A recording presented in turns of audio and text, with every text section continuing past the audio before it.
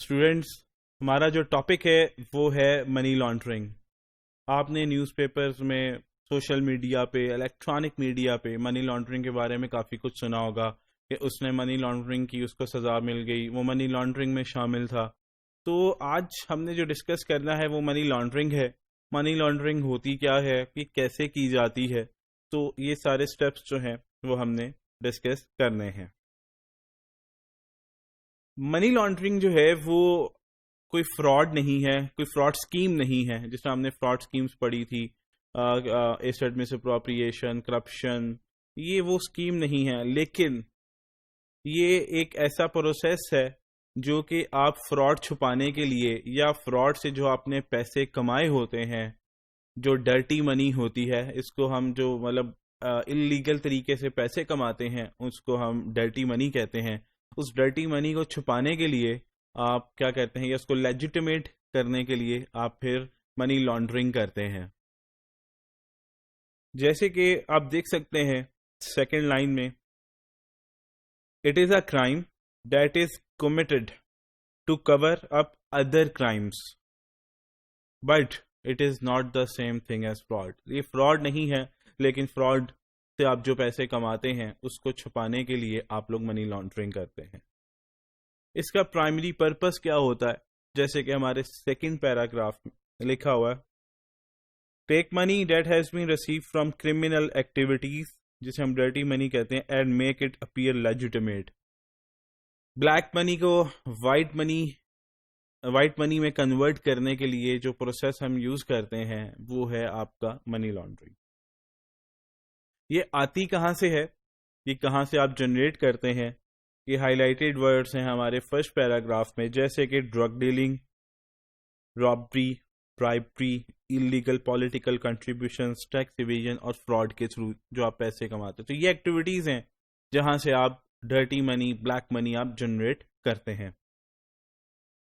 اور اس laundering process سے آپ بیسیکلی کیا کرتے ہیں، جو پیسہ آپ کے پاس آیا ہوتا ہے، جو بلیک منی آپ کے پاس آئی ہوتی ہے، آپ اس ریئل اوریجن کو آپ وائنش کر دیتے ہیں، اس کو آپ چھپا دیتے ہیں، اور پھر اس چھپا کے آپ اس کو ایک لیجیٹیمیٹ منی آپ اس کو کر دیتے ہیں.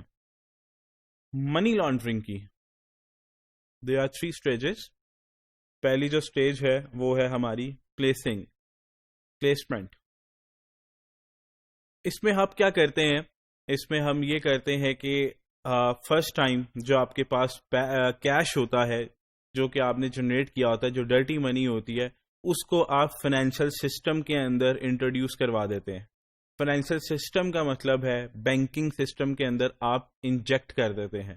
یہ ویری رسکی سٹیج ہے، کیونکہ اکثر یہ ہوتا ہے جب آپ ڈھیر سارا پیسہ کسی فائنینشیل سسٹم یا بینک کے اندر انٹروڈیوس کرواتے ہیں، تو بینکرز کی یہ رسپانسبلٹی ہوتی ہے ان سم کنٹریز کہ آپ کو جب بھی بڑا کیش ڈپازٹ ہو تو آپ نے ریلیونٹ اتھارٹیز کو انفارم کرنا ہے. پھر ریلیونٹ اتھارٹیز اس کو انویسٹیگیٹ کرتی ہیں کہ آخرکار یہ پیسہ آیا کہاں سے. اگر ان کو ریلیونٹ سورس مل جائے تو وہ کچھ نہیں کہتی ہیں، لیکن اگر نہ ملے تو وہ پھر جس نے پیسے جمع کرائے ہوتے ہیں وہ پھر ان سے انویسٹیگیٹ کرتی ہیں.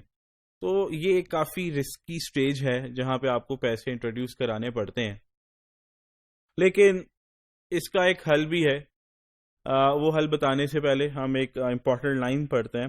آپ لاسٹ ایگزامپل دیکھیں، میں نے ہیڈنگ دی ہوئی ہے فور ایگزامپل کی. If the bank has to report them of large deposits to authority, so یہ آپ کو سم ٹائمز کرنا پڑتا ہے. تو یہ کنٹرول ہے گورنمنٹ کی طرف سے یا بینکرز کی طرف سے، بینکنگ ریگولیٹرز کی طرف سے، کہ تاکہ لوگ بینکنگ سسٹم کے اندر پیسے جو ہیں وہ جمع نہ کرائیں، تاکہ مطلب لوگ منی لانڈرنگ نہ کریں. کیونکہ اگر وہ بینکنگ سسٹم کے اندر پیسے نہیں انٹروڈیوس کرائیں گے تو وہ اس کو لیجیٹیمیٹ نہیں کر سکتے.